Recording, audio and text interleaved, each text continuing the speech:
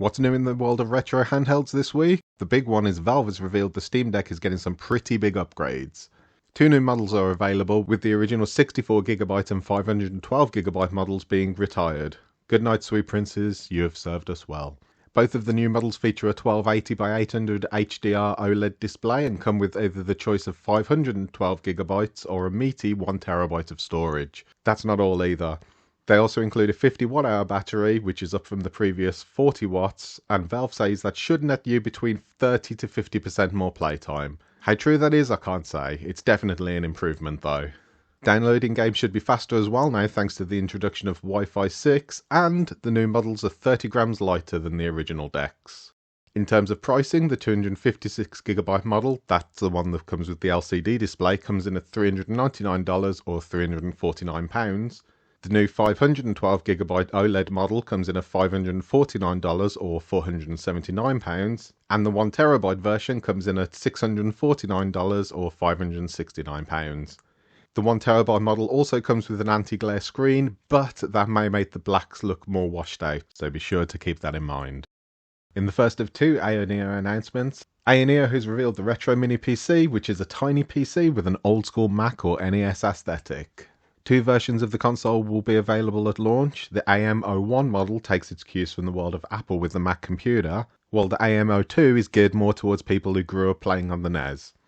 Both of these consoles come equipped with the 64-bit version of Windows 11 Home Edition, and according to our friends over at Retro Dodo, will make use of the AMD Ryzen 7 5700U and the AMD Ryzen 3 3200U for the CPU and graphics, though it's not clear which version will use which chip just yet.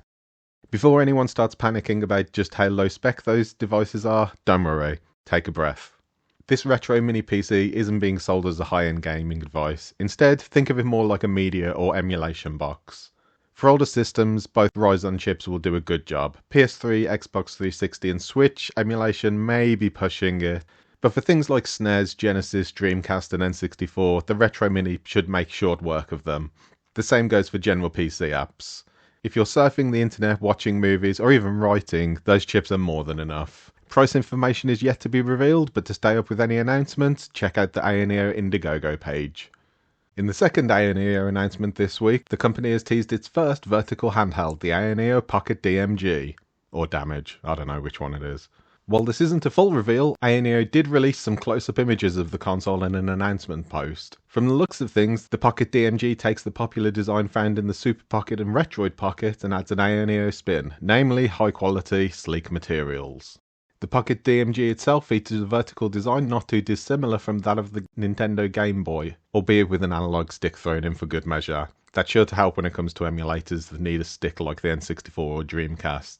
Price, power and a full look at the console's features are yet to be revealed, but hopefully we'll have more news on this console as it comes.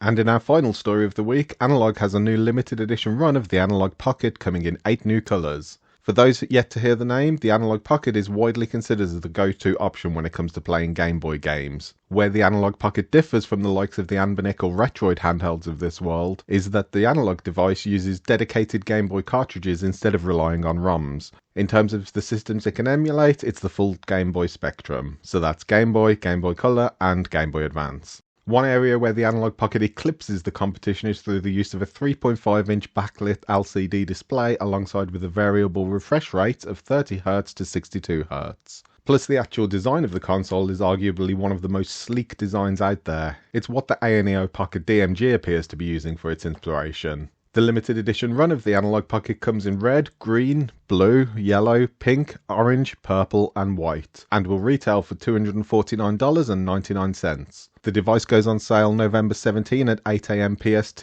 with an expected shipping date of November 20.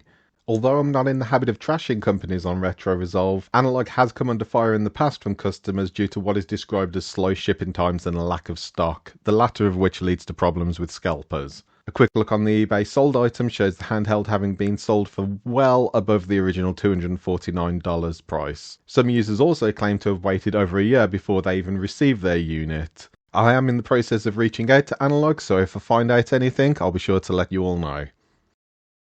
In the meantime, thanks for watching, and if you'd like to stay up to date with the latest in the world of retro handhelds, feel free to give this video a like, and if you want to subscribe, that's even better.